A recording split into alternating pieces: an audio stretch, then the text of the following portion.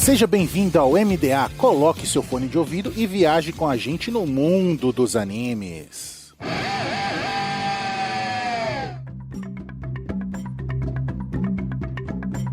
E estamos no ar com MDA, seja em um navio pirata ou em uma nuvem voadora, viaje com a gente no mundo dos animes. E nesta semana vamos viajar no distópico, cyberpunk e, por que não, clássico mundo de Akira. Eu sou o Bruno, distopia, todo mundo gosta um pouco, né? E um gorrazinho também? É sempre bom, né? Geralmente acompanha. Não dá pra fazer sem, mas geralmente é chato, né, meu? Pensa fazer uma distopia, sei lá, Teletubbies, tem sangue. Teletubbies, não, para, é bom. Que isso, altas drogas. Imagina, ter o solzinho lá, a grande tragédia é o solzinho Teletubbies. Enfim. Na moral, eu quero muito um mangá de Teletubbies desenhado pelo Cubo. Inio Asano? Não, pelo Cubo. Pelo Cubo? Como assim, cara? Não, pelo O Cubo, o de Soul Eater. Ah, tá. Que susto, eu falo Titi Cubo. Eu falo, como assim, mano? Imagina os Teletubbies com Bonkai. Porra, seria irado. Aí, o novo arco de Beast tá chegando, galera. É o inferno. O inferno do sol tem rostinho, é isso aí, galera. Aqui é o Carlos e vamos falar do que pode ser a maior animação de todos os tempos, quem sabe? Papo reto. Eu sou a Naomi e Akira é bom pra saúde e é bom pra educação também. Eu quero saber mais, isso aí como assim pra educação? Deveria passar na escola, é isso? Não, pô, é a mensagenzinha lá, entendeu? Porque tem vários signos, Akira, entendeu? Jaquetinha, pô. Pô, coisinha, sabe? Pra vender coisinha, capitalismo, batonzinho, entendeu? ProErd não aprova esse cast, enfim. Mas ainda assim é bom pra saúde, Akira. Consumo Akira, não consumo narcóticos. Ou consumo os dois. Assim, Akira pode consumir à vontade, narcóticos, não dá uma segurada. Bom, e se vocês quiserem saber sobre consumir ou não narcóticos e se Akira realmente é aprovado pelo ProErd, vamos saber depois dos e-mails.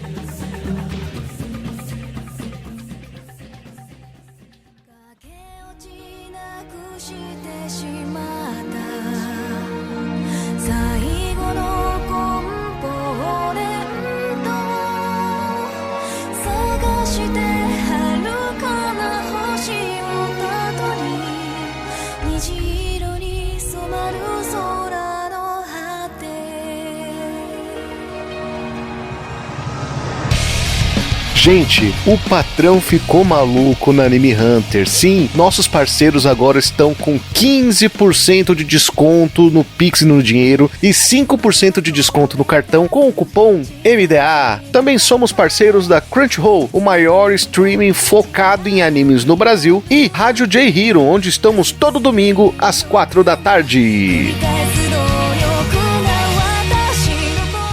Nome original da obra: Akira. Gênero: ação, aventura, ficção científica e sobrenatural. É um longa, né? Então, episódios aqui não se aplica, mas é um longa aí com basicamente 2 horas de duração. Data de estreia: 16 de julho de 1988. Faz tempinho, hein? Já faz um tempinho aí. Basicamente o que? Quase indo para os 50 anos? É isso? Se eu não errar a conta daqui da matemática, indo para os 50 anos. É 40. 40 e pouco, né? Se eu não errar a matemática aqui, dá quase 50. Vou errar a matemática, peraí, 22, tal. Não, tá certo a matemática, quase 50. O streaming é a Netflix. Na data de gravação desse podcast, né? Pode ser quando você esteja ouvindo é outro streaming, mas por enquanto é Netflix. Estúdio Tokyo Movie Shinsha, que é o mesmo estúdio que Detective Conan e Lupin III, né? São obras aí bem conceituadas dentro da animação. Talvez o Carlos até possa falar melhor sobre o estúdio. E principalmente da questão da direção, que é do Katsuhiro Otomo, que fez Steam Boy e Robot Carnival. Tem alguma coisa pra comentar sobre o estúdio aí, Carlinhos, que você já manja um pouquinho mais aí da área? Mano, Akira, na verdade, porque o Movie Shinsha, ele foi, assim, o estúdio que acabou recebendo o nome e tal, né? E que abraçou o Katsuhiro Otomo pra fazer esse processo, né? Inclusive, Katsuhiro Otomo é o mesmo criador do mangá,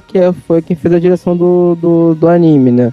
Exatamente. Mas na real, a Akira é um processo de 7 empresas diferentes, empresas grandes, como a Toho e entre outras, né? Elas se juntaram nesse processo capitaneado pelo próprio Katsuhiro Otomo e fizeram esse... Inclusive tem outros estúdios nesse processo, entende? E aí eles foi de onde que saiu a Akira, então na verdade tem aquele comitê de produção natural de anime, né? E acabou levando aí nesse sentido do nome o Movie Shinsha para esse trabalho, mas é bem mais gente nesse processo. Tanto que nesse comitê de produção, só pra vocês terem uma noção, a Akira ganhou, se eu não me engano, 30 bilhões de ienes pra produzir o... Eu não vou lembrar agora o número certinho. É coisa, hein? É coisa. Na época de 1988, pra fazer o filme. O que, se eu não me engano... É que eu não lembro muito bem essa informação. Essa informação eu vi no... como é que é mesmo? Wolf Ice Pat, sei lá, uma coisa assim, que é o nome do canal de YouTube, que ele tava comentando sobre isso. Ice Pat Wolf. Se eu não me engano, é 5 vezes ou 6 vezes o valor que foi usado pra produzir Náusea, por exemplo, do Estúdio Ghibli, entende? Uhum. Então Akira já foi uma produção de alto valor no seu tempo. E isso é, assim, não comparado com os padrões Disney, mas já era uma produção de muito alto valor, né, pros seus tempos, e isso se vê em tela, sabe? É bem isso. E é bizarro, né? Como o Katsuhiro Otomo é muito cuidadoso, né? Com a obra dele. Porque, além, até trazendo umas coisas do mangá, ele é muito chato, né?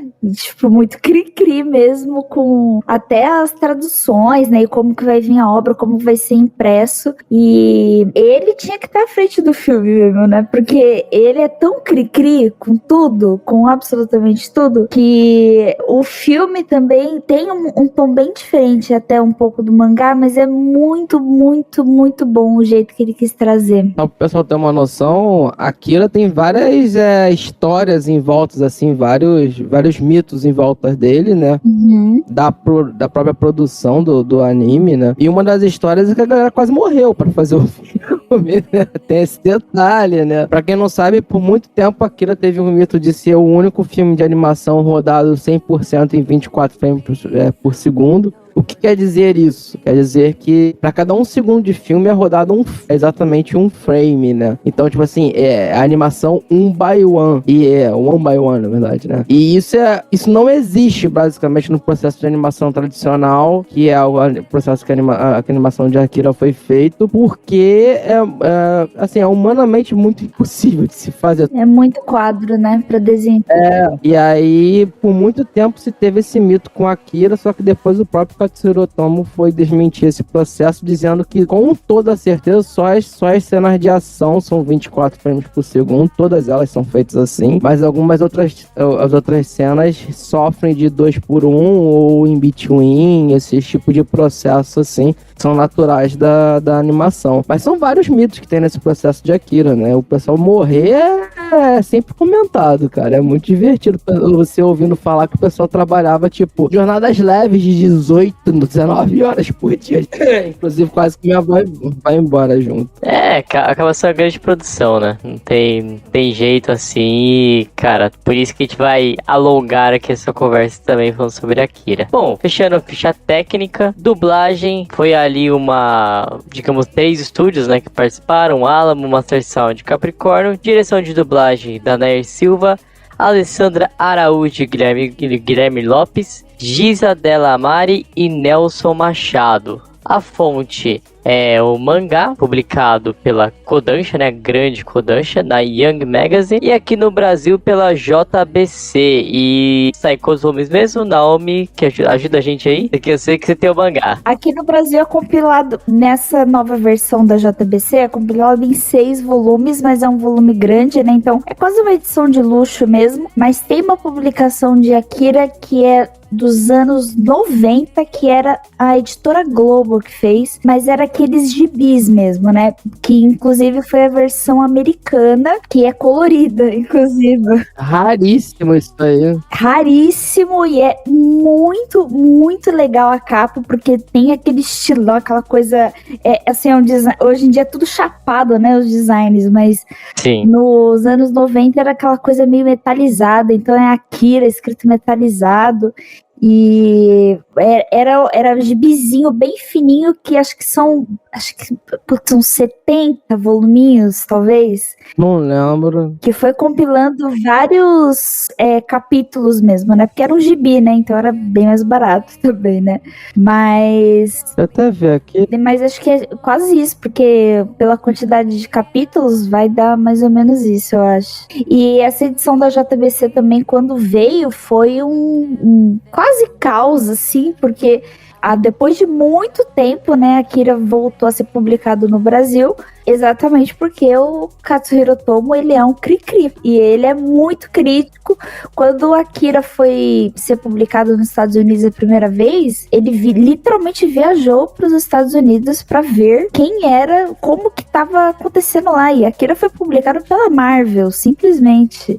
Então, assim, ele tá por dentro, assim, de tudo, de toda a distribuição de Akira em todos os países. Ele foi pra França também, quando a Akira foi distribuído lá. E ele faz questão de participar de cada processo criativo. Por isso que o filme também tem toda essa construção muito detalhada, né? E o que eu mais gosto, assim, dele em si, né, e dessa adaptação, é que mesmo o mangá, ele é desenhado, parece que os frames, assim, os quadros do mangá são desenhados, parece que você tá assistindo um filme, porque ele usa ângulos de câmera tão interessantes. Eu falo, gente, se fosse qualquer outro mangaka, um padrão, assim, ele ia só, sei lá, desenhar um prédio com helicóptero, mas não, ele quer fazer um ângulo diferente, ele tenta trazer uma perspectiva quase de drone, sabe, ele é genial.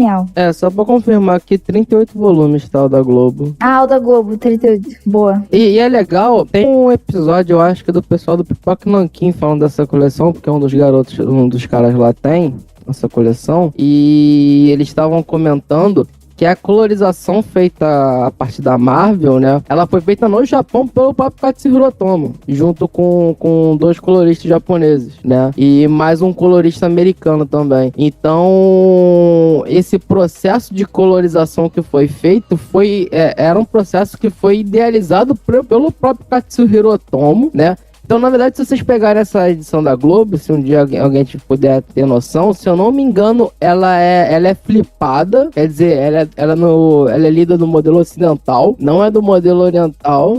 Mesmo, é tudo ocidental, e alguns quadros foram redesenhados também. Isso. Pra conseguir encaixar alguns diálogos, né, e fazer isso. E tem até uma questão de escolha de cor, assim, eles fazem toda uma seleção também porque antes, até para ser bem, assim, mais aceito, né, nos Estados Unidos, trazer essa leitura ocidental faria muito mais sentido, porque não se consumia, né, tanto mangá, assim, que nem hoje em dia. Hoje em dia a gente, se vem um negócio desse, vai todo mundo ligar na editora e falar, eu quero meu dinheiro de volta. Sim. Mas na época, assim, faria muito sentido. E o próprio Katsuhiro Otomo, ele quis participar muito também, porque ele sabe que o negócio dele é bom também, né? E ele queria tornar o Akira quase que um pop cult, né? Assim, trazer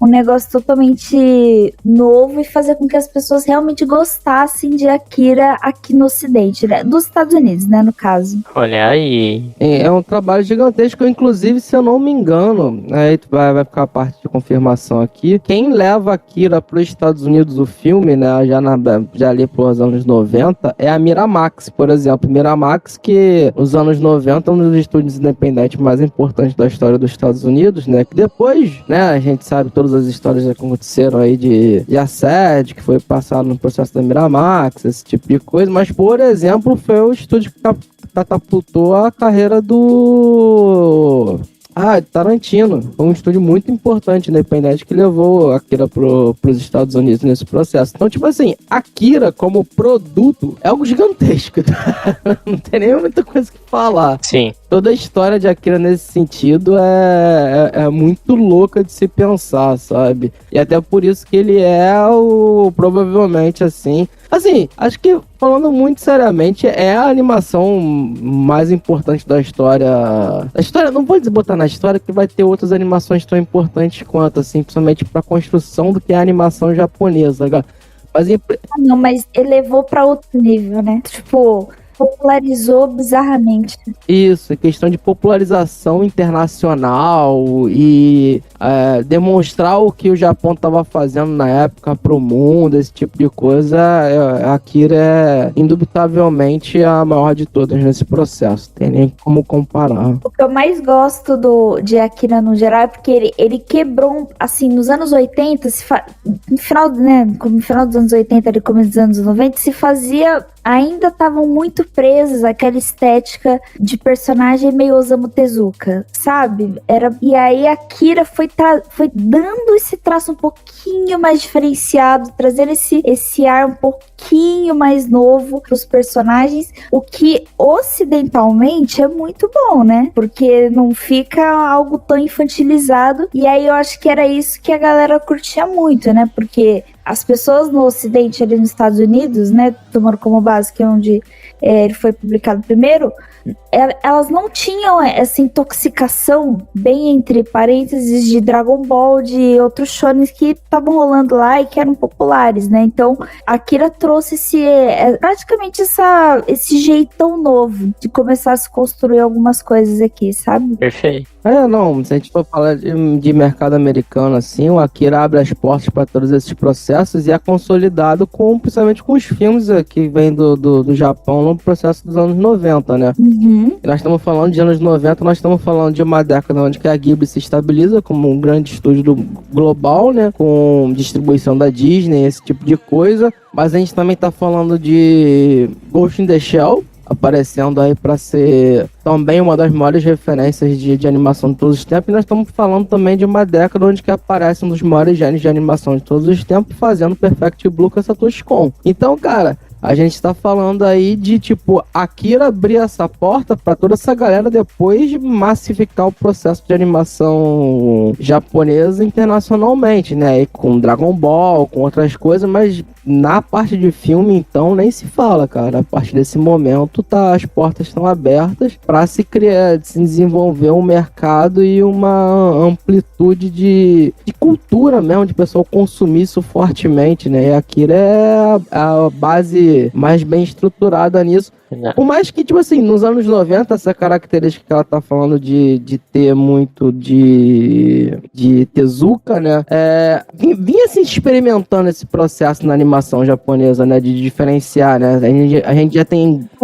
A gente já tem Gundam aparecendo e sendo uma coisa de muita quebra na perspectiva, assim, né? Aí, antes disso, com Shonens, a gente tem muito do Hokuto no Ken, sendo uma coisa muito importante para a mudança da perspectiva no Japão, né? E a Akira vem consolidar esse processo, né? Eu costumo dizer que a Akira vem para consolidar dois ramificações, né? A Akira vem para consolidar essa estrutura, né, que a gente está comentando agora e que a Naomi comentou muito bem no início, né, dessa mudança para o Japão e para esse fortalecimento dessa estrutura do que é a animação japonesa, mas ele vem talvez, muito possivelmente, para ser o grande, assim, o grande expoente do que é a animação 2D na história da animação 2D. Verdade. É muito possível que Akira seja o topo do que uma animação 2D consegue entregar e no nível mais alto possível. E inclusive superando Disney, superando outras coisas que você pode pensar. É o nível mais alto que uma tecnologia pode se apresentar nesse caso. E eu acho que Akira foi muito bem aceito nos Estados Unidos. Eu tenho essa teoria, né? Infelizmente não tenho pesquisas, mas tenho teorias. Essa parte de ficção científica, da forma que é abordada ali, até um pouco de cyberpunk e tudo, é muito popular em livros, né? Então, tipo, desde lá da época que publicavam Duna, que publicavam... O Neuromancer, né? Tava saindo publicação agora, pô. Neuromancer, total, E essas obras de ficção científica é muito forte, né? Nos Estados Unidos, nessa coisa bem nerd, assim, né? Da galera lá que consome. Então, eram coisas que estavam muito próximas ali, sabe? Revistinhas de ficção científica, com essas revistas essas lojas de comics, assim, sabe? Dos Estados Unidos, que é meio que uma mini convenção de nerds, junto com a publicação ali de HQs também. Aí começa a entrar, tá tudo ali muito perto, sabe?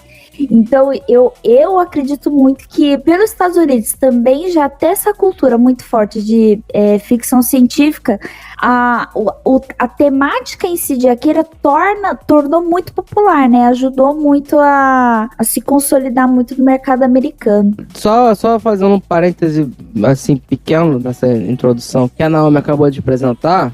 Tem uma coisa muito importante a gente ver, que foi a época que a Akira chegou pro mercado americano. Nós estamos falando ali de início dos anos 90, né? 90, basicamente, né? E se a gente for pegar, principalmente pro lado de comics, né? Porque como a Naomi já comentou, tem toda essa estrutura já de literatura já acontecendo. Nós estamos falando de Neuromance, nós estamos falando dos filmes também, já uma parte de ficção ganhando muito força. Blade Runner dos anos 80, né? Se eu não me engano também. E é bem cyberpunkzão, né? Exatamente.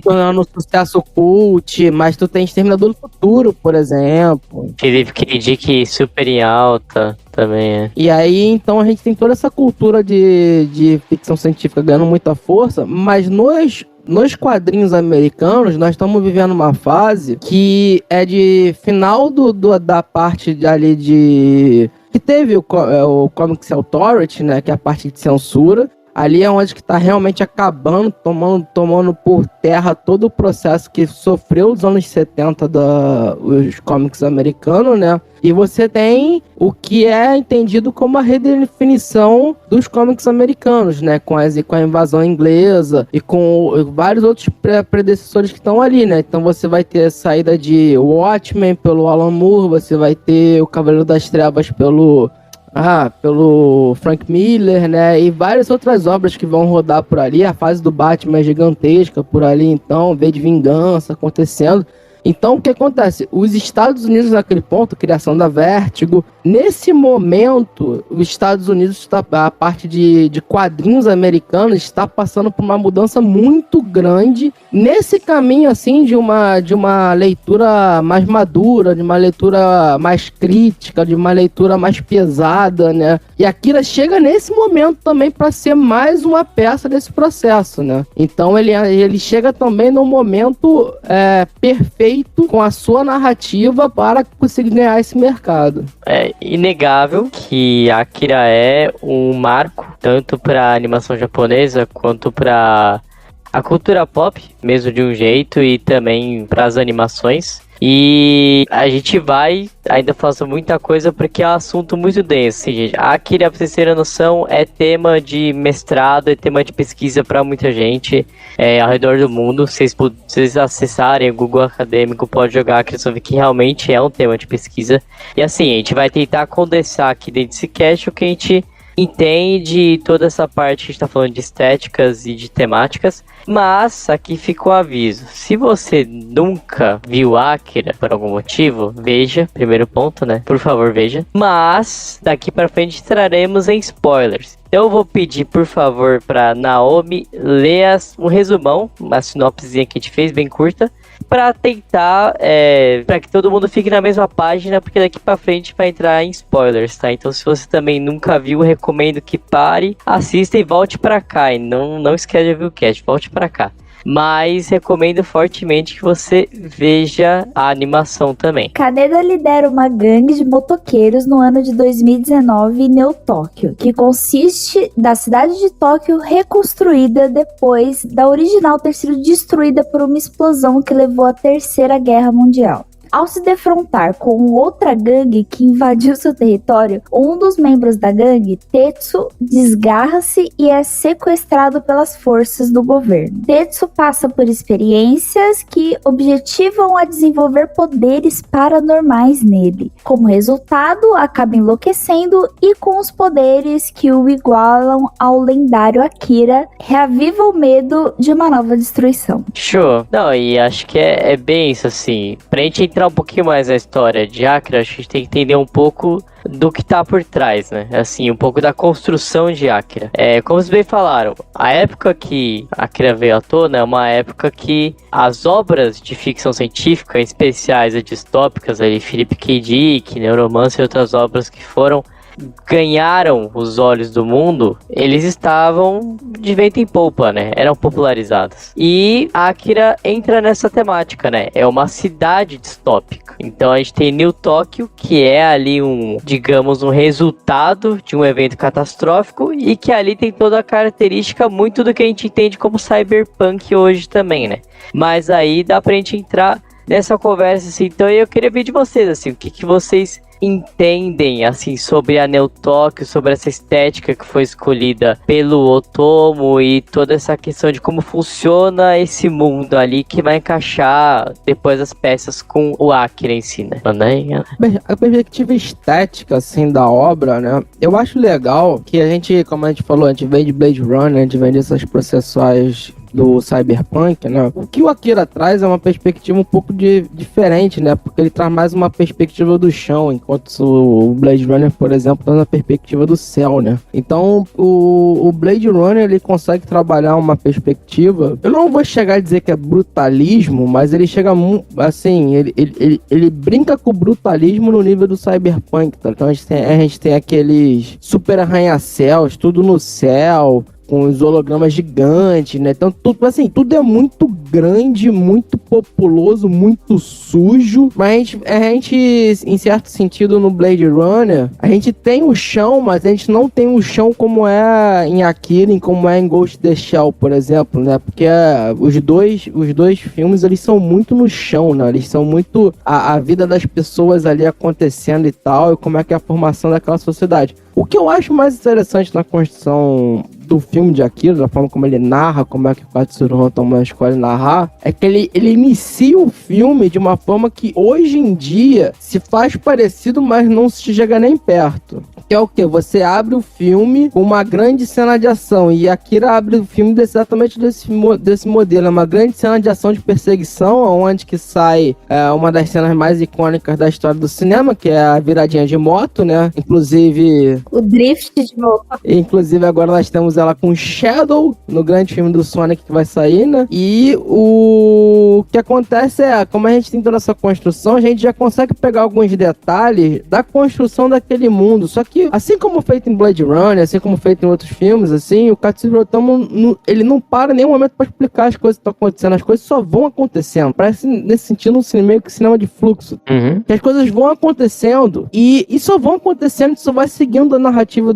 da obra, entende? Porque em nenhum momento, quando ele vai começando a apresentar aqueles personagens, ele vai apresentar o Kaneda, ele vai apresentar lá os carinhas que tem o poder psíquico, que alguém tá carregando eles, tá junto com eles. A gente não entende o que é aquilo, entende? A gente só é atacado no meio daquela história e se desenvolve aquela narrativa. E isso, para um cinema, cara, isso é muito gostoso de se acompanhar, porque você vai ficando intrigado, você fala, cara, o que tá acontecendo? Eu não tô entendendo nada. Aí ele começa a desenvolver esses processos. Hoje em dia, num filme blockbuster, por exemplo, tu nunca vai ter isso. Tu vai ter uma grande cena de ação e depois começa a se explicar tudo. Pra você ter uma noção de mundo, do que é, o que aconteceu, esse tipo de coisa. O Katsuro Otomo não tá nem um pouco preso a isso. Mas uma coisa de estética mesmo que eu acho muito interessante é a utilização de paleta de cor que a Akira tem, cara. Porque se você parar pra perceber, principalmente nessas remasterizações mais modernas que a gente tem, o que é muito interessante é como ele exacerba os dois pontos, né? Então, tipo assim, existem momentos de Akira que, quando as coisas estão mais calmas, é muito verde o processo, que é um processo muito natural do cyberpunk, né? A Matrix utiliza muito isso, né? Sim. Isso é muito verde,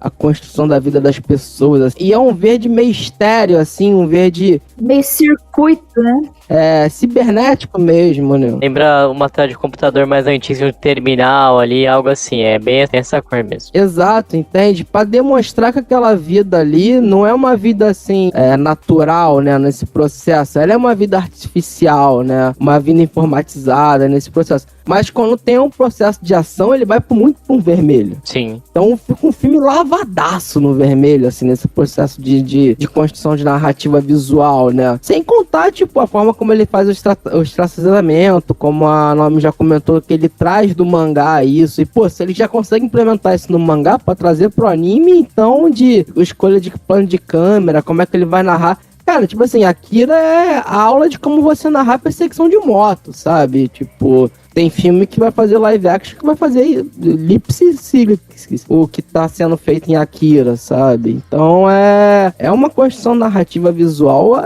muito, muito apurada, assim. E eu acho que até por isso, em certo sentido, por essa diferença, esse peso narrativo que traz Akira, que ele se torna o que ele se torna até hoje, entende? Sim, concordo. E uma dica que eu posso dar pra quem nunca viu o filme é: você não vai entender nada no começo, mas vai seguindo, confia no processo. Acho que toda a equipe inteira, né, e principalmente o próprio autor, ele é muito bom naquele clássico não conte, mostre. Parece que ele faz isso o tempo todo, porque nada, nem no mangá ele explica. As coisas vão acontecendo e ele vai colocando cenas com alguns signos ali que são importantes dentro da obra para você entender a situação que tá ali. Então são várias coisas que vão acontecendo. Acho que no filme em si, o Carlos vai me lembrar que faz tempo que eu assisti o filme, algumas coisas eu não lembro, mas eles falam muito pouco, né, das pílulas que são tipo narcóticos lá deles, né? E só que no mangá ele também não explica. A pílula existe e eles vão consumindo aquilo durante a obra. Só que ninguém falou, isso aqui é isso. Só que pelo que tá acontecendo com as pessoas ali, e o que acontece com o Tetsu também, enfim, tudo mais, as pessoas vão consumindo a pílula e você vê o que tá rolando ali. Então ele não explica nada, né? E acho que até a própria relação do governo ali, e essa é a parte que eu mais gosto de Akira, que eu acho, assim, incrível, como que a própria obra tá gritando pra gente,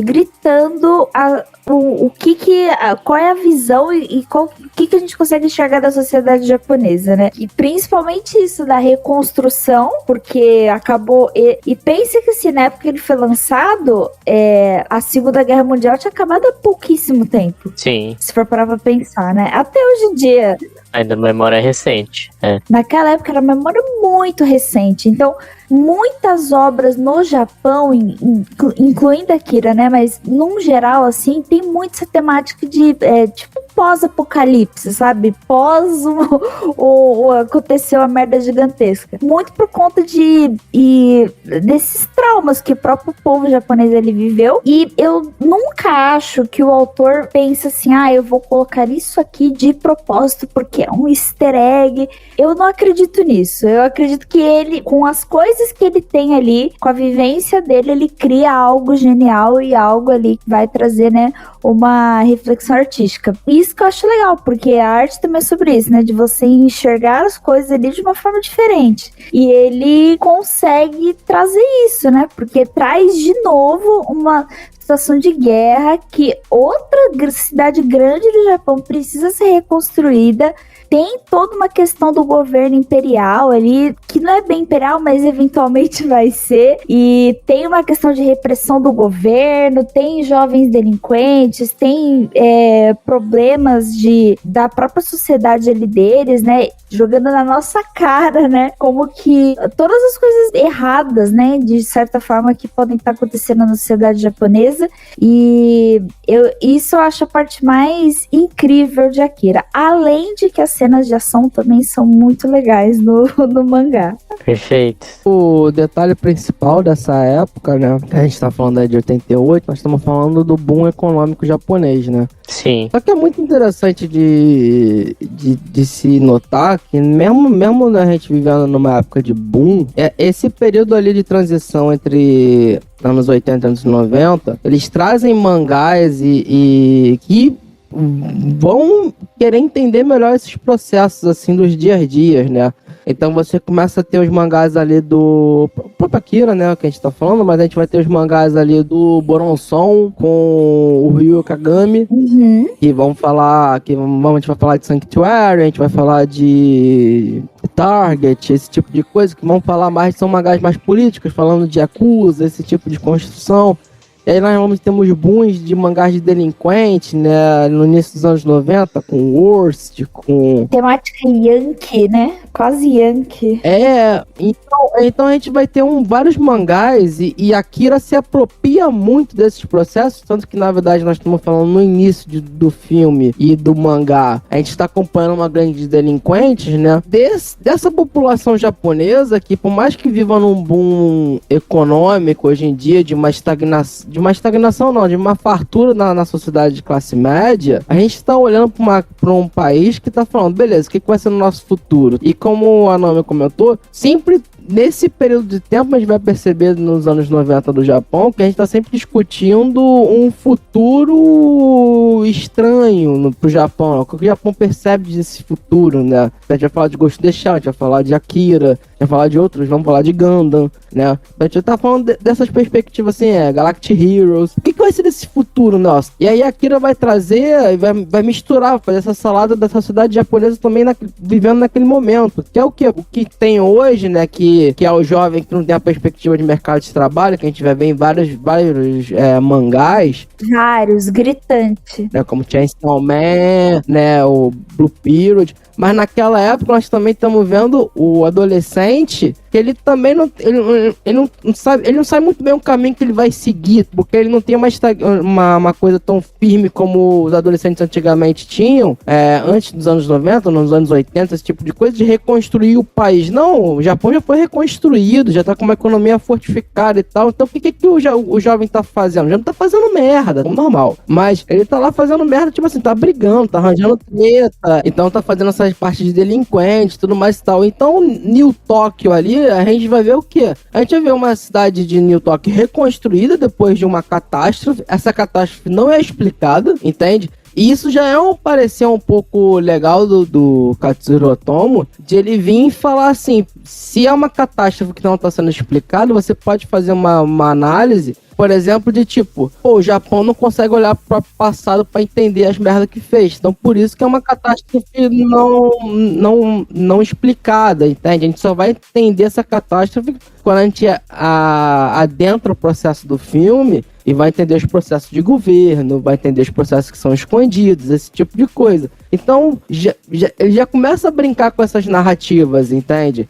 E ele vai jogando essas narrativas pra ti sem falar igual a gente tá falando, sem ter aquele momento anime maravilhoso que o personagem para e começa a falar, né? Não, as coisas vão acontecendo na obra, sabe? Então você vai começando a ter essa percepção dos jovens, que os jovens não tem muito o que fazer, então eles vão fazendo essas gangues, vão duelando e tudo mais e tal, e que a vida acontece em volta ali, eles vão fazendo esses negócios de moto, esse tipo de coisa, né?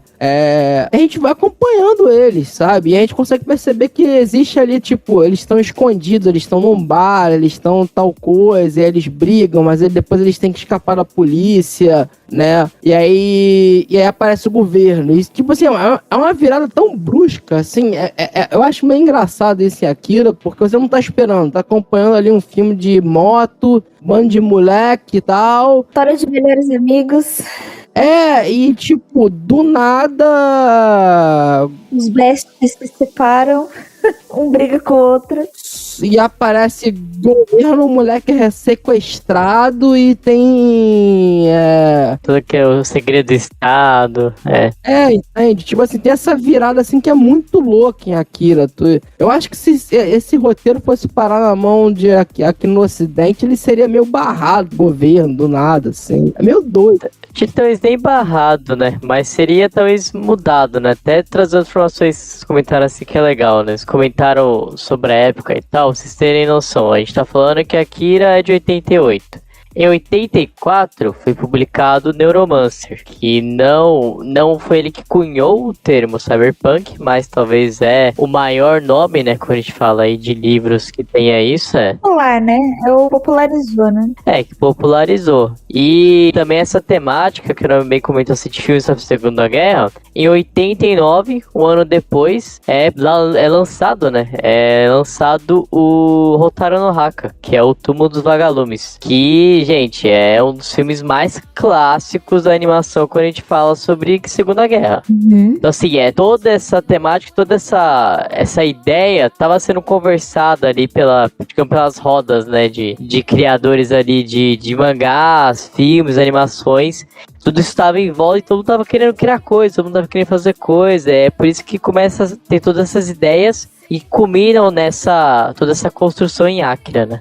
E é interessante, cara, porque quando a gente fala disso, a gente tá sempre tentando... O Japão, ele é um país meio complexado nesse sentido, né? Porque é um país que ele não discute muito as merdas que ele faz, mas ele quer sempre buscar uma perspectiva no futuro do que é a representatividade dele do passado, né? Vamos colocar assim. Então, tipo assim, é um ato muito de... o que nós somos lá atrás e o que isso vai dar na frente. Entende? E eu acho que, nesse sentido, Akira, ele vem pra casar esse processo, entende? E ele vem pra casar esse processo, até esteticamente falando, que é esse processo narrativo, por exemplo, que em um certo momento, a gente tá nesse cyberpunk que assim, que ele é sujo, que ele é estranho, mas ele é bonito de se acompanhar e tudo mais e tal. E em algum certo momento ele fica visceral, entende? Ele fica gore. Sim. Então é um processo de, tipo assim, de entranhamento mesmo talvez da sociedade japonesa, é uma perspectiva talvez do Katsuhiro Otomo, assim, de, cara, tipo, a gente vai pra um caminho, que é um caminho, assim, de talvez até autodestruição, de entendimento, tipo assim, é uma coisa que a gente tem que olhar internamente nossa, senão a gente vai implodir esse processo, sabe? E é muito interessante ver isso, porque tem tanta linguagem em Akira, porque, tipo assim, a gente dando uns spoilers, quem é o Akira? Quando a gente vai descobrir quem é o Akira, Exatamente.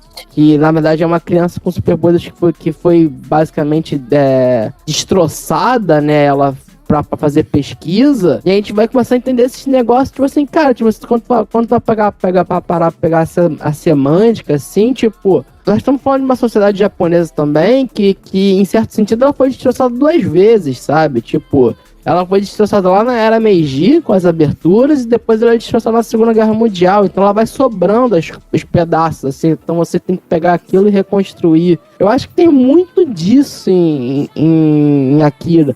É muito de um estudo de perspectiva no futuro, mas analisando o que é o Japão, que é a perspectiva dele, ou talvez pro mundo mesmo, que sobrou do mundo. A gente tem que pegar aquele resto de mundo ali e ver como é que a gente vai desenvolver ele, como é que a gente vai fazer o nosso próprio futuro. E a discussão assim, é sempre esse processo meio bélico, sabe? Tipo, em Akira as coisas começam com uma disputa de adolescentes, se transformam em psicopatia e se transformam num grotesco bélico. Então é meio essa complexidade visceral, visual que vai se construindo na rima que pelo menos a minha forma de analisar, que eu acredito que o Katsuhiro Otomo vai construindo. Essa coisa do mito do Akira é muito legal, né? Porque eles, no começo, assim, até os próprios personagens, eles sabem que aconteceu essa Terceira Guerra Mundial,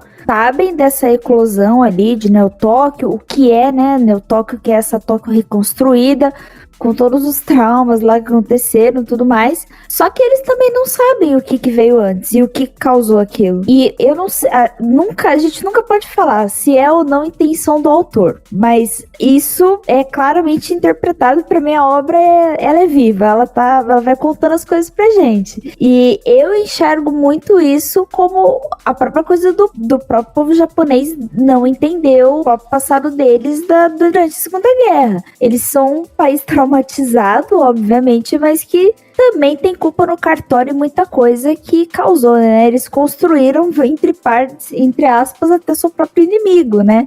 Querendo ou não. E em Akira é muito claro isso, porque eles sabem de tudo que tem envolto disso, mas eles não entendem por quê, não entendem o que está acontecendo. Os jovens também, eles sabem que a vida deles não tem futuro nenhum, que eles têm que viver ali e que o governo tá controlando várias coisas e que tem mão, tem coisas estranhas acontecendo, pessoas estão sendo sequestradas, estão fazendo alguns experimentos, o meu amigo Walter, ele tá todo esquisito, só que ninguém entende o porquê, né, disso. E aí, mais pra frente, né, conforme vai rodando a história, você vai entendendo mais daquele contexto ali, o que rolou e por que o governo começa a ficar tão desesperado, né? E aí é um pouco eu falo que é o diálogo que os países têm, né? Que eu enxergo muito o Akira em si, né? E toda essa questão dele como até um uso de bomba atômica mesmo, né? Porque é a grande arma do diálogo dos países hoje em dia, né? Que país tem bomba atômica e que país que não tem, né? E em Akira é muito nisso, né? Eles têm essa arma aí, mas tô escondendo aqui, não tô contando pra ninguém, mas ela existe. Se vai sair do controle ou não, eu não sei, né? E pra mim isso é uma alusão clara às armas nucleares, né? Que qualquer instabilidade que der pode acontecer uma catástrofe também, né? Bom, perfeito. Por exemplo, até a questão da bomba, né? Daquele com bomba. Se você parar pra pensar, um outro tem a trazer assim, falar, olha a capacidade humana, né? Porque a gente... O Akira, na verdade, ele não foi feito para ser uma bomba, né? Ele foi feito para ser uma fonte de energia, né? Então, eles tinham ali o desejo, talvez, de, além de arma, mas também procurar energia. Se fontes de energia que fossem, talvez, ilimitadas. E, de certa forma, você pegar a bomba atômica, as teorias, né? As fórmulas que originaram ela, não foram feitas para uma arma, foram feitas para serem questões de energia, para resolver outros problemas da natureza. Porém, a gente utilizou para fazer uma arma, nós enquanto humanidade. Então ele também vai trazer essa coisa que sempre é discutida em várias obras, né? A capacidade destrutiva humana em pegar o que existe na natureza e pegar o que existe na ciência e deturpar isso para outras coisas, né?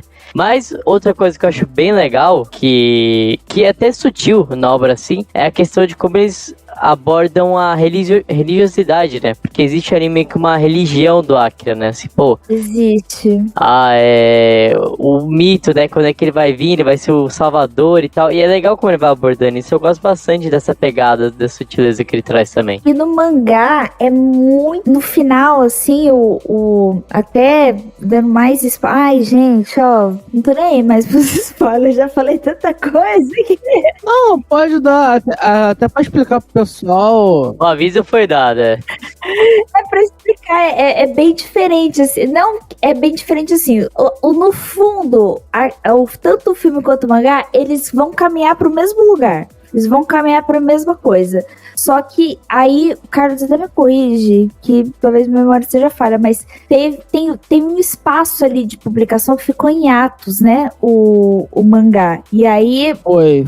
E aí foi lançado o filme e depois finalizou, eu acho. Alguma coisa nesse sentido. Não, se eu não me engano é isso mesmo. Se eu não me engano, o mangá é lançado até o 2º volume, ou o 3º, não lembro. Aí ele para pra fazer o filme, e aí depois ele volta pra terminar. Termina, né? Sem contar que o filme, na verdade, é o primeiro, assim, contando da JBC hoje, se eu não me engano, o filme, na verdade, é o primeiro, mais uma parte do 2º volume, e o último. O meio ali o meio mesmo do mangá, se eu não me engano, acho que é isso. O meio do mangá não existe no filme. É uma outra narrativa que complementa, na verdade, a história do filme. Fala muito da Kei também, nesses volumes do meio aí, porque começa a criar uma guerrilha também, depois de, enfim, N coisas, porque eventualmente eles vão descobrir, né, esses planos do governo, eles vão, de fato, enxergar, né, o próprio Akira e ver ele, assim, em pessoa, o que é, né, aquela entidade, e ele vai ser praticamente tratado como uma entidade mesmo, quase como um messias, e que o Tetsu, né, no mangá, ele vai ser um cara muito... que vai praticamente criar uma seita, né? E aí os próprios personagens vão falando, né? Ah, tem um menino lá que ele arrumava briga com todo mundo e agora ele tá criando tipo uma seita e você vê a galera comentando disso no bar, né? Então é meio que um cochicho que vai rolando ali nas entrelinhas e você vai entendendo que então ele pegou o menino, ele tá juntando pessoas pra conseguir fazer idolatrar o Akira como se fosse praticamente um deus e tal. Então essa parte da religião é muito interessante também, como ele traz essa abordagem. Como fica esse meio buraco no filme, o filme é mais direto, né, pra resolver esse processo. Então essas questões ali do início, né, que parece ter sei lá, um processo meio, entre aspas, vou botar muito entre aspas, meio revolucionário, assim, de pessoas que... Porque uma das primeiras cenas tanto no mangá quanto do anime é aquela cena onde que tem um cara que ele tá saindo com uma das crianças velhas de psicopatia, né? E aí ele é metralhado e tal, então tem toda uma organização ali em volta, né? E essa parte da organização, da Keiko e tudo mais e tal, ela não é desenvolvida pra caramba no filme, né? Na verdade ela é bem deixada bem en passant, né? O personagem da Keiko, ela vai aparecendo no filme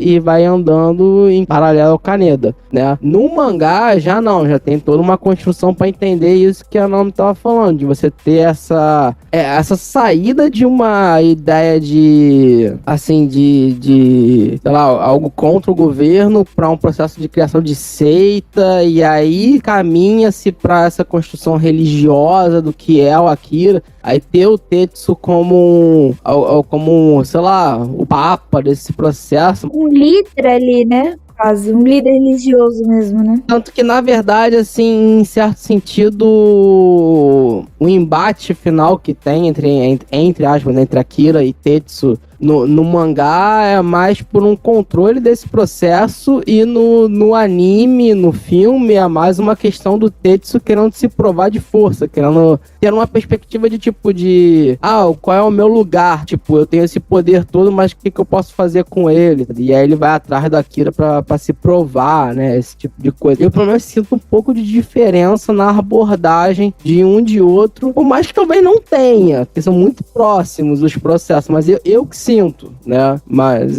o Tetsu, eu acho ele mais tadinho no anime, você não acha? Ele mais tadinho, assim, eita, como sofre, meu Deus.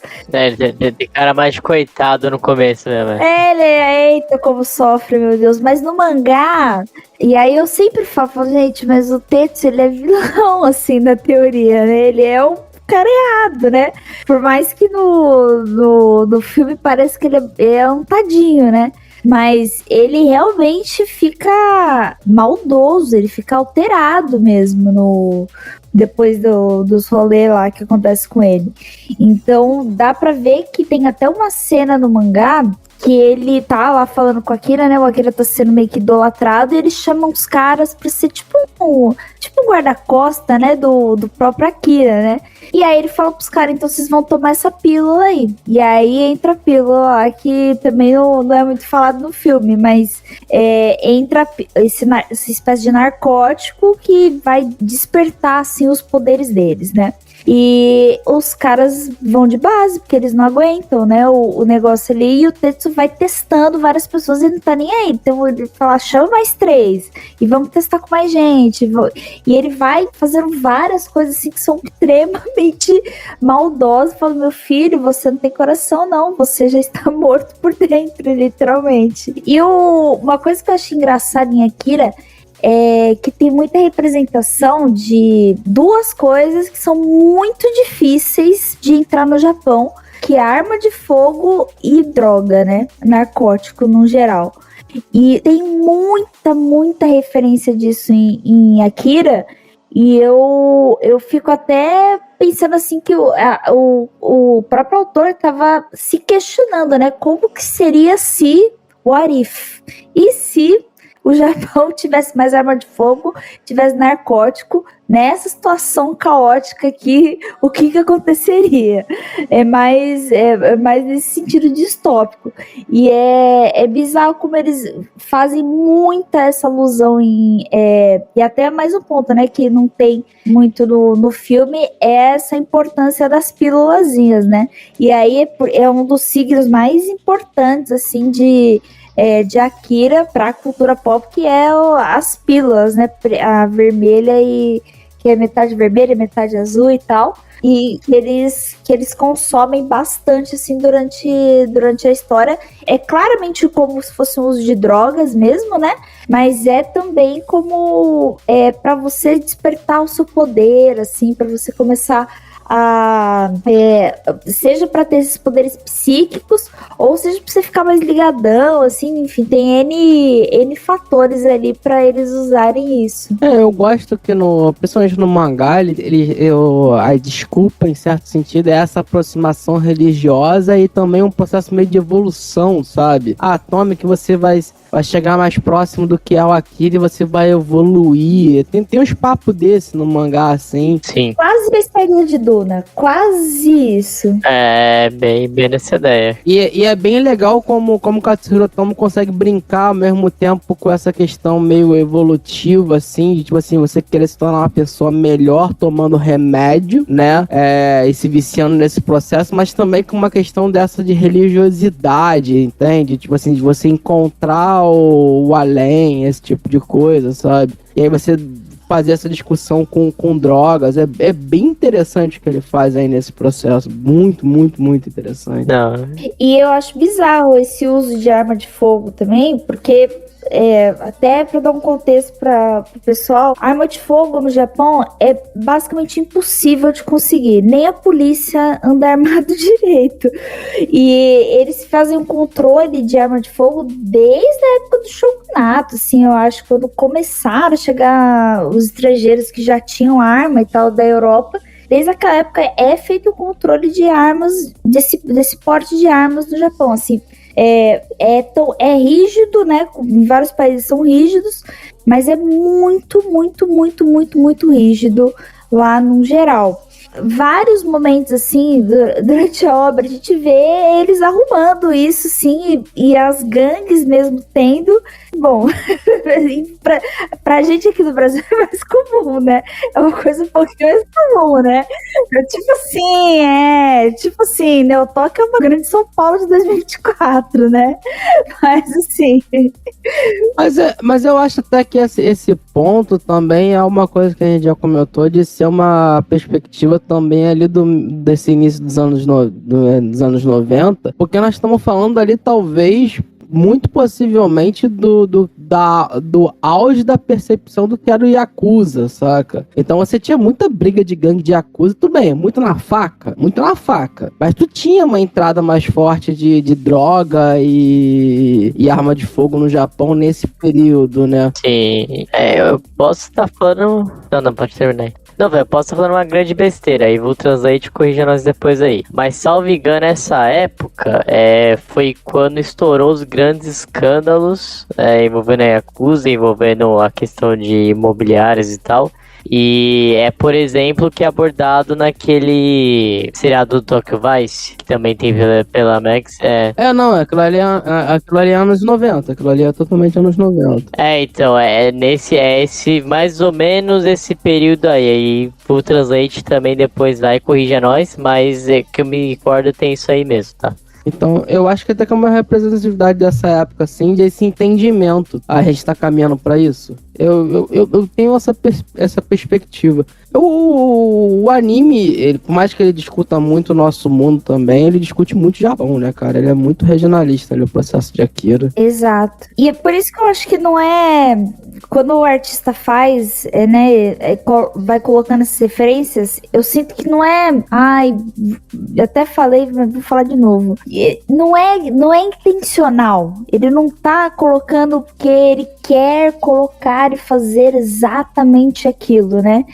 Um artista, ele não é tão metódico assim, né? Então é muito do que ele enxerga, né? Como que ele tá enxergando com as referências que ele tem, do cenário que ele tem, dos símbolos, né? Dos signos que ele vê, assim, né? Na vida dele. Aquilo lá vira uma mistureba na cabeça e ele traz essa obra-prima aí, contando, né, qual que é a visão dele desses problemas. E até profético, né, também, porque como é possível uma obra feita em 88 prever que a Olimpíada de 2020 em Tóquio seria adiada? Como é possível? Só tem que discordar em um ponto aí, antes foi mal, cara, cortar, só discordar um ponto aí, tá, Naomi? Essa parada aí lá do autor não colocar, isso aí com o Oda não é verdade não, tá? Isso aí, o Oda, o pai Oda sabe o que ele faz, né? Ele está calculando cada passo dele. Mas assim, tipo, a perspectiva que a gente vai ter da obra, isso pouco importa, né? Porque, assim, eu até acho que, tipo assim, muitas dessas coisas o Katsuhiro Otomo quer falar mesmo. É uma discussão que ele quer trazer, né? Agora, se ele quer trazer uma discussão mais global sobre perspectiva de bomba atômica, se ele quer trazer uma discussão mais regional ali sobre essas discussões do próprio Japão, se ele quer trazer outros tipos de discussões, até aí, assim, quando a obra tá colocada no mundo, isso pouco importa. O que importa é o que a gente vai perceber da obra e como ela vai ser analisada no mundo, vai ser recebida, né? Exatamente. E Akira é tão rico que ele pode ser percebido de diversas maneiras nesse processo, né? Eu acho que como a gente tem aqui esse contato com parte do Japão e a gente vai buscando esse processo de estudo, a gente acaba tendo esse contato com esse entendimento do que era o mundo vivido pelo Katsuhiro Otomo ou percebido por ele naquela época. A gente começa a fazer essas análises. Mas assim, mesmo sem essa perspectiva, você pode trazer esses processos de análise assim, entender que, cara, aquilo é uma obra que tá falando sobre muita coisa, entendeu? Inclusive ele tá falando sobre autoritarismo de governo, sabe? Porque é um governo muito autoritário o processo que ele tá falando, né? E é um governo que esconde, é um governo que faz as coisas com a população por fazer. Fala de invasão americana também, né? Ocupação americana no território. Exatamente. Trata disso também, e trata disso, assim, com uma crítica muito clara, né? Tipo, ele realmente ali tá mostrando que as pessoas não gostam dessa presença ali de outros países ali nessa parte militar, né? E isso é bem, bem explícito. Inclusive, eu acho que isso reverbera nesse processo de entendimento do que vai ser o Japão, né? Porque o Japão tem sempre esse processo dual de entendimento de, tipo assim, o que é nosso e o que é fora. Sendo que o Japão, mal ou bem, ele é um país que tem sua antropofagia, em certo sentido, de conseguir buscar o que tá lá fora, né? Buscar o que tá no Ocidente, o que tá em outros países, né? E historicamente na China, principalmente, né? E transformar dele, né? Eu vi o link, né? Do quadrinho da Sargento falando, cara, o Japão transformou um italiano em japonês, porra. O Mario é italiano, mas ele é japonês, entende? Exatamente. Então, tipo, o Japão tem essa característica, né? Mas ao mesmo tempo o Japão constantemente discute o que é ser japonês, o que é o Japão tradicional, e inclusive isso reverbera em bullying, em tratamento xenofóbico, né? Nesses processos. Então, tipo, eu também acho que a Akira também tem essa perspectiva, né? Nessa discussão que a Naomi acabou de trazer. E, tipo, olhar pra frente e falar, a gente tem essa invasão americana aqui, que os caras já entraram no nosso país, a gente não gosta disso, mas tá, o que vai ser disso pro futuro? Nós estamos olhando, tipo assim, muito pra frente, no caso, seria muito pra frente, né? 2019, tava aí, né? Mas, tipo, muito pra frente, falando, os caras estão aqui e tal, dentro do nosso país ainda fazendo esse tipo de coisa, nosso governo autoritário, mas ainda aceita esse processo. Então não é um governo do entre aspas, do povo, mas é um governo que se compadece pra fora e não pra população. Então tem todos esses processos ali construtivos na história que tende a ter essa análise profunda do que vai ser o futuro do próprio país, né? Perfeito. Não, e... Pô, concordo sempre com o que vocês falaram. Acho que é muito isso aí, tá? A questão do... Já que, assim, é que a gente tá falando, cara, é uma obra muito densa, uma obra muito complexa e que tem seus vários pontos. E aí entra nessa questão, assim, pô, o final de Akira, acho que é umas coisas que o pessoal mais fala, qual que é o final de Akira ou Akira, como vocês queiram chamar? Tentar interpretar ele. É difícil, porque vai depender muito do seu ponto, né? Eu acho que nem é tanto essa questão, o que é realmente final, o que diz o final. Vai depender da visão que você vai ter sobre a obra, né? Se você ter uma visão bélica é uma coisa, se você vai ter uma visão sobre até mais filosófica vai ser outra coisa. Mas acho que outro ponto que eu acho que é muito mais importante do que discutir o final dessa obra, assim. Afinal de contas, por que o nome Akira é tão grande no mundo pop, no mundo dos animes como um todo? E não é Jabá Podcast, hein? Mas aqui também é importante esse nome. Por que ele é tão importante assim, né? Qual a influência que ele vai ter nessas obras? Por exemplo, vou até trazer algumas coisas aqui. Matrix, que vai ser estreado lá nos anos 99, 2000, próximo de 2000 no caso, vai se inspirar em Akira. Trazer o mais recente, Death Stranding, que é uma série de jogos feito por Hideo Kojima, vai se inspirar em Akira. Isso, publicamente o próprio Kojima fala isso. Clipe Stronger do Kanye West. Pois é, entendeu? Isso foi do Kanye West. O Sonic, né? A gente acabou de falar de Sonic, gente. Sonic. Mas o que essa obra tem de tão importante que ela é reverenciada até hoje? Entendeu? Assim, qual que é o ponto aí na visão de vocês? Falando de produção de filme, assim, é o que eu posso falar mais. Porque eu acho que a parte filosófica do processo é uma parte que encanta muita gente, entende? Então você pode... Cara, Akira é tão rico, como a gente estava falando, que a gente pode pegar todos esses dilemas, assim, societários que a gente falou, mas a gente não falou, por exemplo, que eu já li até artigos sobre isso, sobre uma perspectiva corpórea. Vi um artigo sobre filosofia, corpo e Akira, que é essas mudanças do corpo, tá, né, ligada também a desenvolvimento da pessoa, sabe? Mutação, esse tipo de coisa. É uma coisa que acontece, principalmente no filme, né? O Tetsu passa o tempo inteiro por um processo de reconstrução corpórea, né? Sim. Então a gente poderia ter pegado essa questão da maturidade, né? Os jovens se tornando maduros numa sociedade japonesa meio doida, esse tipo de coisa, né? Cara, mas numa perspectiva um pouco mais prática de animação, cara, o filme, e aí eu vou pegar mais o filme do que o mangá, ele tem muito de tudo que eu acho que a pessoa que tá produzindo um filme, tá construindo essas coisas, gosta, que atrai o público. Então nós estamos falando de um filme que é incrivelmente dinâmico, bonito, sabe? O filme não para, quase nenhum momento, assim, ele para pra ter um respiro, pra ter um desenvolvimento, e isso é purinho que é o cinema moderno, sabe? A maioria dos filmes não querem parar pra você respirar, pra você pensar, esse tipo de coisa, mas em contrapartida, aquilo tem todos esses subtextos visuais, né? Como o nome falou, de mostrar e não falar, toda essa construção que talvez o cinema moderno, principalmente blockbuster, não consiga trabalhar esse processo, né? O que eu acho é que, tipo, muita gente bebe nesse processo porque ele é um produto como um todo pra cultura pop muito bem estruturado, cara. É um filme de ação com muita violência, e violência atrai, tá ligado? Com uma história densa, sabe?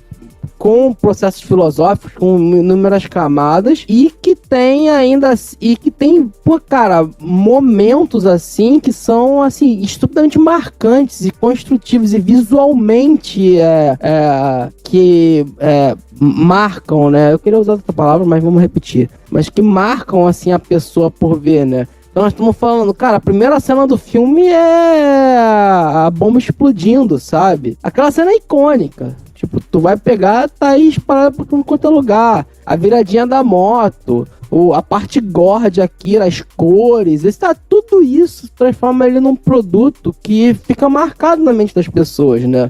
E sem falar que ele é um produto que ele é disruptivo, né, cara? Na época que ele sai. Porque, por mais que se tinham muitos produtos desse tipo assim, eu não lembro, assim, de antes de Akira sair uma animação tão gore e tão pesada quanto Akira era assim, e se tornar tão pop, sabe? Então ele é bem dispositivo nesse processo, sabe? Também não. O autor é muito inteligente pra conseguir colocar os signos certos. E de novo, eu bato na tecla. Eu acho que ele não faz pensando, vou fazer isso porque eu quero vender jaquetas vermelhas. Mas ele é tão inteligente que ele fez escolhas tão boas e tão incríveis que muita coisa que ele foi colocando ali é tão disruptivo e é tão marcante que vira pop, vira referência, sabe? Vira construção e base para outras obras e outras coisas que a gente vai ver depois. E assim, né? Bom, vivemos no mundo capitalista, né? Então, a jaquetinha vermelha do Kaneda é super interessante do ponto de vista de estética, assim, é muito marcante. As pílulas também que eles usam, a própria cidade ali de Neo Tóquio, né? É uma abordagem diferente também, mas que se você bate o olho, você percebe que fala, nossa, é Tóquio. Você se sente no Japão ainda. Você fala, eu tô vendo Tóquio aqui, mas tá um pouco diferente. Mas eu tô vendo, eu tô enxergando que é isso, né? E o autor é muito inteligente colocar esses signos, né?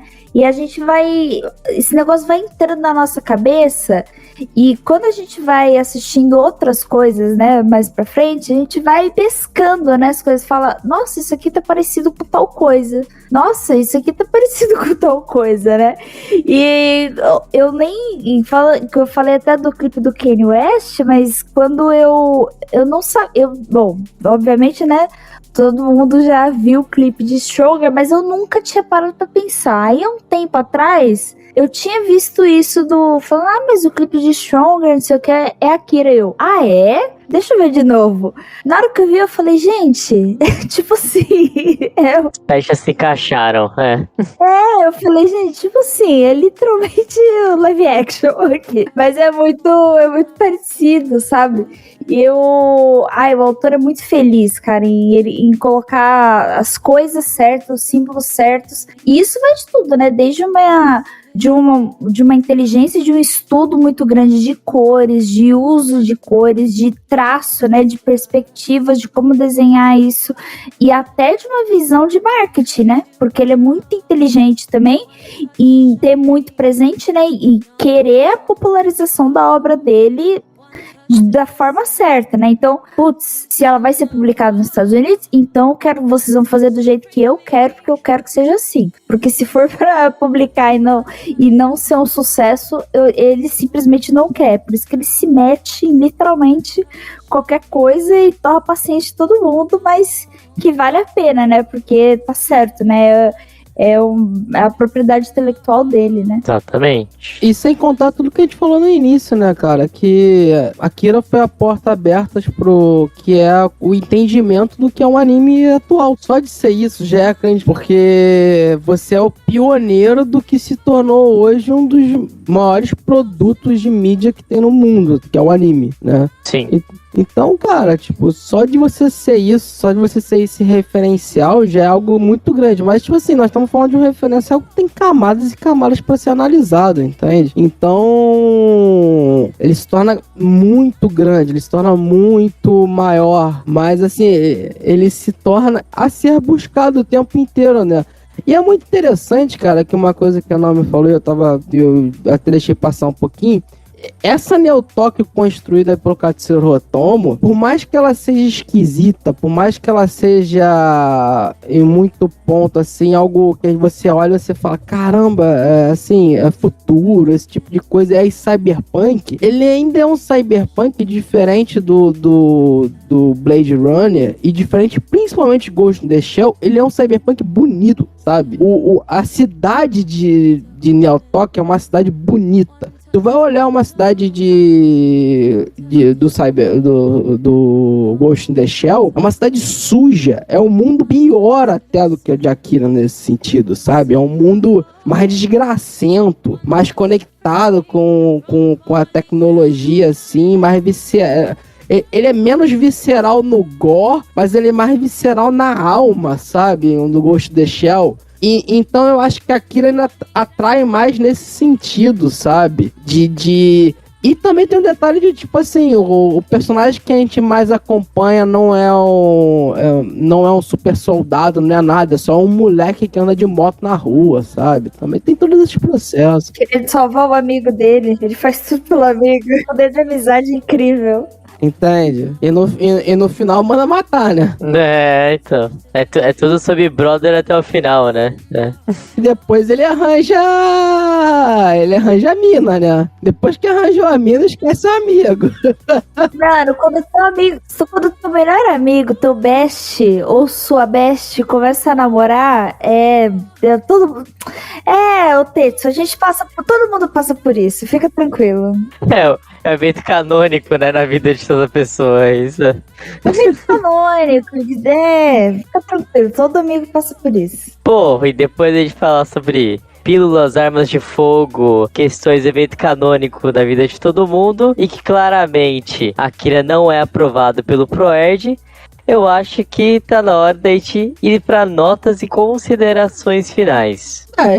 Porque não tem nota pra Akira, tá ligado? Akira, assim, Akira é um O concurso. E qualquer outra coisa a gente dá nota. Entendeu? Akira, mano, ele acabou de falar, é um ponto singular. Eu acho que se... Sabe aquelas narrativas de multiverso, essas coisas assim? Existe um ponto no tempo que não pode ser mudado e tudo mais e tal. Akira seria algo assim, sabe? Tipo... Akira é uma mudança de paradigma, velho, em tudo que a gente tá falando. É um marco da animação oriental, é um marco dos filmes de animação como um todo, foi o que eu falei, pra mim é o maior filme de animação 2D de todos os tempos. Por mais que não seja o meu favorito, entendeu? O meu favorito ainda é Ghost in the Shell, eu ainda tenho mais carinho talvez por Perfect Blue.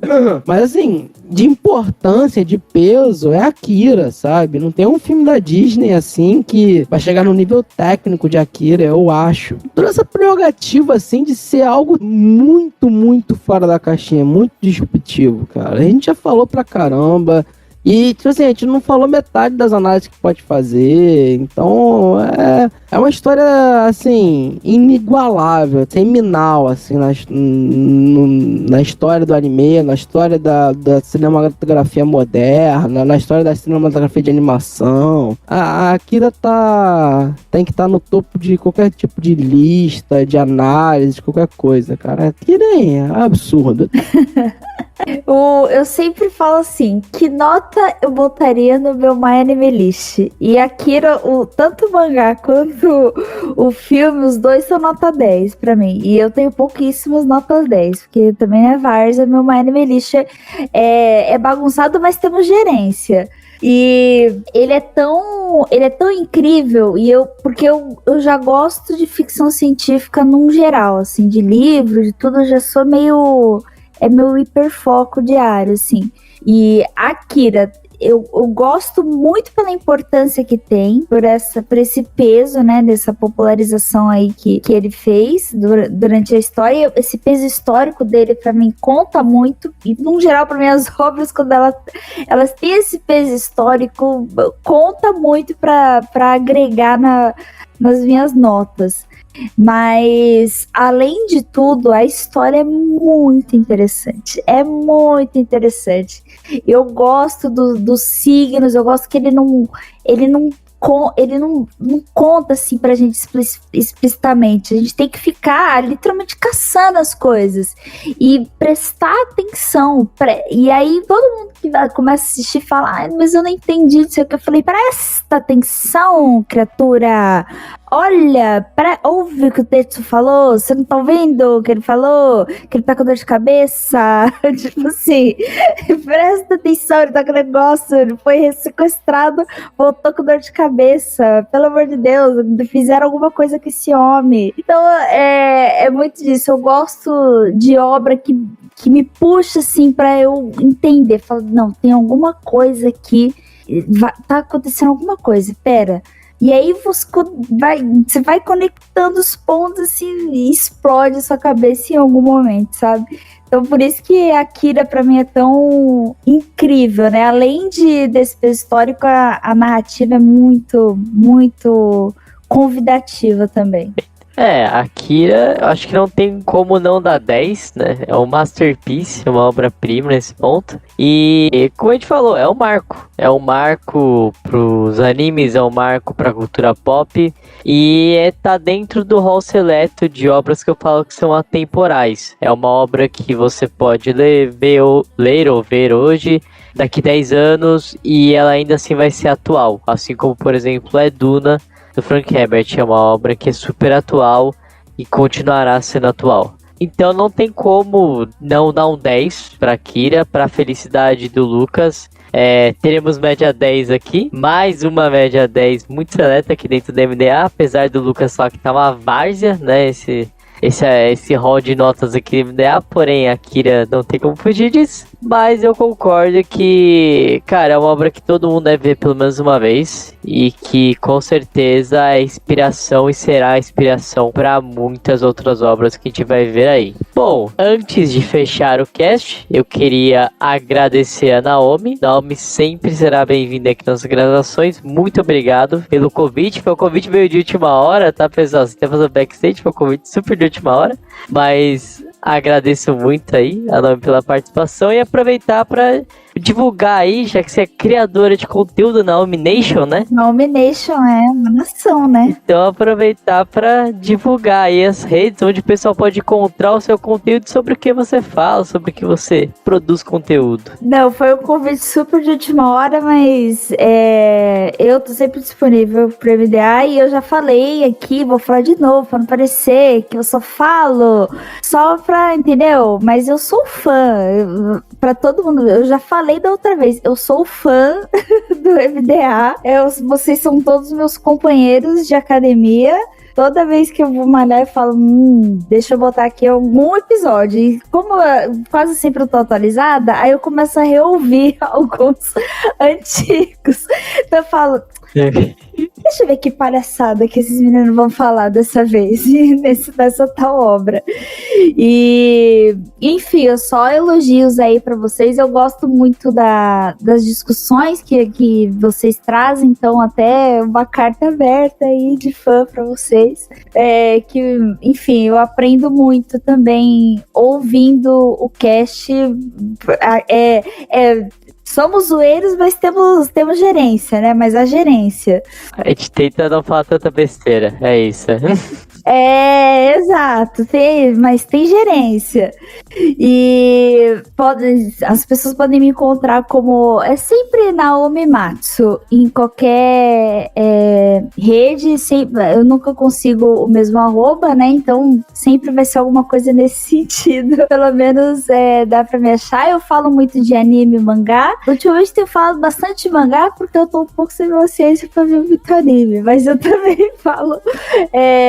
Também falo de anime, comento também de algumas curiosidades que tem de animes famosos, trago recomendações de obras, trago discussões também, análises, enfim, qualquer tipo de conteúdo que vai dando aí, né, que eu tenho ideia, eu vou trazendo. Isso aí, pessoal, então deixe de conferir, também vai estar linkado aí na descrição do episódio a rede social dela, então deixe de dar uma conferida. E bom, se você quer falar pra gente também o que você achou de qual a importância de Akira na sua vida, você pode mandar pela caixinha de perguntas do Spotify ou pelo nosso e-mail podcast@mundodosanimes.com. E tem mais, hein? A partir de R$5, isso mesmo, uma passagem de ônibus em São Paulo ou uma coxinha, dependendo de você comprar coxinha, você pode apoiar o nosso programa. Isso aí. E tem ali todos os benefícios que você pode ter. Participar do nosso grupo de Telegram. Você pode até mesmo participar de uma gravação conosco. É isso aí. Você pode participar aqui com a gente.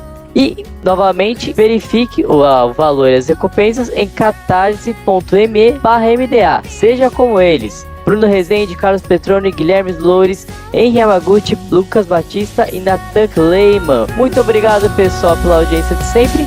Até semana que vem.